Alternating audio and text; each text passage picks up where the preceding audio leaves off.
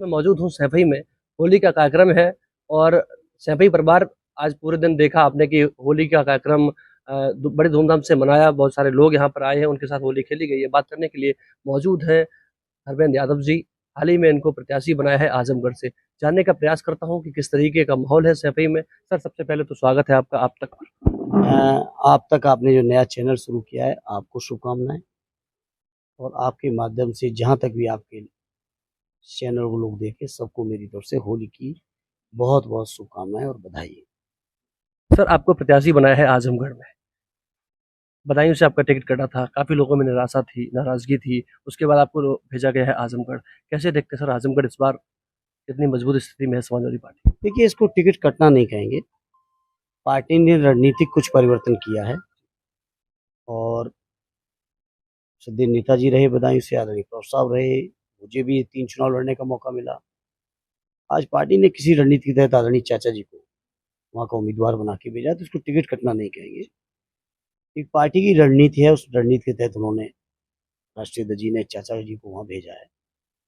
और मुझे स्वयं नेताजी की विरासत कहिए, आदरणीय अखिलेश यादव जी का खुद की सीट है, उस सीट पर आजमगढ़ मुझे भेजा है। और मैं समझता हूँ आजमगढ़ हो, बदायूं हो, मैनपुरी हो, कन्नौज हो, ये तमाम क्षेत्र हमारे परिवार के लिहाज से, या फिरोजाबाद हो, बहुत पुराने रिश्तों का क्षेत्र है। कोई ऐसा नहीं कि आज ही पहले चुनाव हम लोग लड़ने जा रहे हैं। जब से नेताजी ने अपनी राजनीति शुरू की, तब से इन इलाकों में नेताजी का मान रहा, सम्मान रहा। और हर क्षेत्र के लोगों के बीच में नेताजी को लेकर अलग अलग तरह के उनके प्रति कह सकते हैं संस्मरण है लोगों के पास। जहाँ बदायूं के लोगों को इस बात का गौरव रहा कि गुन्नौर के लोगों ने इतिहास रचा था और नेताजी का नाम Guinness book of world record में दर्ज कराया था सबसे बड़ी जीत में, असेंबली में।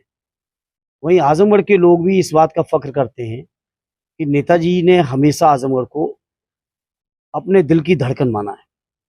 तो ये शानदार क्षेत्र, इन क्षेत्रों से प्रतिनिधित्व का मौका भी मिला, चुनाव लड़ने का मौका मिल रहा है।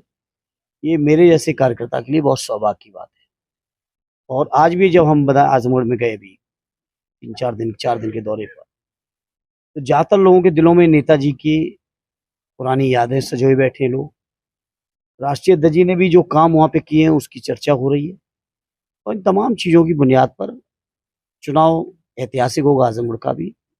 और चुनाव बाकी जिन क्षेत्रों की हमने चर्चा की, यहाँ भी बहुत ऐतिहासिक जीतेंगे। और इन क्षेत्रों के साथ साथ प्रदेश के बहुत सारे इलाके हैं जहाँ समाजवादी पार्टी बहुत बड़ी जीत जीतेगी। सर, एक लगातार एक मामला इलेक्ट्रिक बॉन्ड की बात की जा रही है, पूरे देश में चर्चा है। और कहा यह भी जा रहा है कि केजरीवाल को जांच एजेंसियां लगातार आरोप लगा रही है विपक्ष का कि केजरीवाल को परेशान किया जा रहा है।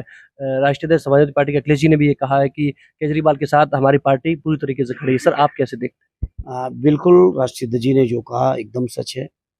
और जहाँ दिल्ली के मुख्यमंत्री केजरीवाल साहब के साथ, झारखंड के मुख्यमंत्री हेमंत सोरेन साहब के साथ उनको जेल तक भेजा गया, हमारे राष्ट्रीय अध्यक्ष जी को भी सीबीआई ने समन किया है। तो ये विपक्ष के नेताओं को लगातार जो फंसाने के षड्यंत्र बीजेपी के लोग कर रहे हैं। अब बीजेपी के लोगों से जनता सवाल ये कर रही है कि क्या कारण जिनके घरों में ईडी, इनकम टैक्स के छापे पड़े, उन्हीं कंपनियों ने बड़ी बड़ी तादाद में सैकड़ों की करोड़ रुपए बीजेपी को चंदे के तौर पे दिया। क्या इसको चंदा माना जाए या इसको वसूली माना जाए? और वसूली में टूल किसको बनाया गया? जो लोग कहते थे कि हम खाएंगे नहीं खाने देंगे, उनसे पूछा जाए कि आखिर इलेक्टोरल बॉन्ड का लगभग 90% रुपया केवल और केवल सत्ताधारी दल को ही क्यों गया? जिन कंपनियों के इनकम टैक्स, ईडी या सीबीआई के छापे पड़े, उन्हीं कंपनियों से बड़ा चंदा कैसे उगाई हुई? तो ये सवाल देश की जनता के सामने है और लोग जागरूक हैं।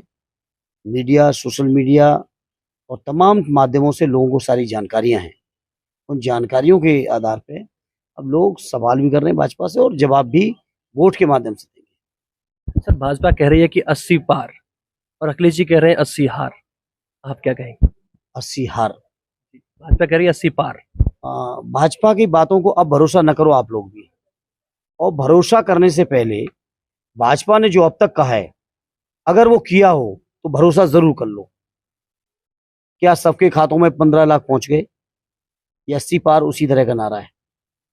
क्या 2 करोड़ रोजगार हर साल मिल गए?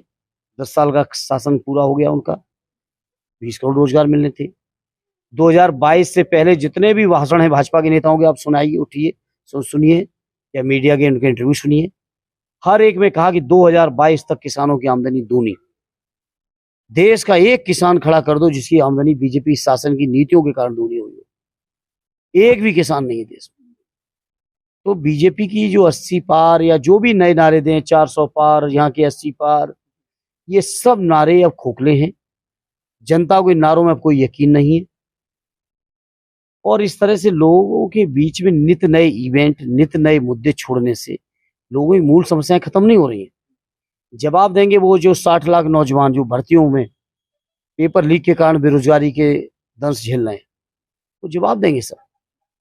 तो इसलिए इस बार बहुत बड़ा परिवर्तन आएगा और इंडिया की सरकार बनेगी। तो लगभग कितनी सीटें समाजवादी पार्टी जीत सकती है यूपी में? बहुत ऐतिहासिक जीत होगी और इतनी बड़ी जीत होगी कि जिस किसी को माननीय अखिलेश यादव जी चाहेंगे वही देश का प्रधानमंत्री बनेगा। सर आखिरी सवाल आपसे जुड़ा हुआ है क्योंकि आप भी बिजी हैं। सर कहा यह जाता है कि आपका वीडियो वायरल हुआ था, आपके बारे में लोग कहते हैं कि आपने भी कभी हल चलाया था खेतों में। सर क्या सही बात है? नहीं, ऐसी मैंने कभी दावा इस बात को नहीं किया। हाँ, हमारे पिताजी लगभग 80 साल की उम्र में आज भी खेती कर रहे हैं।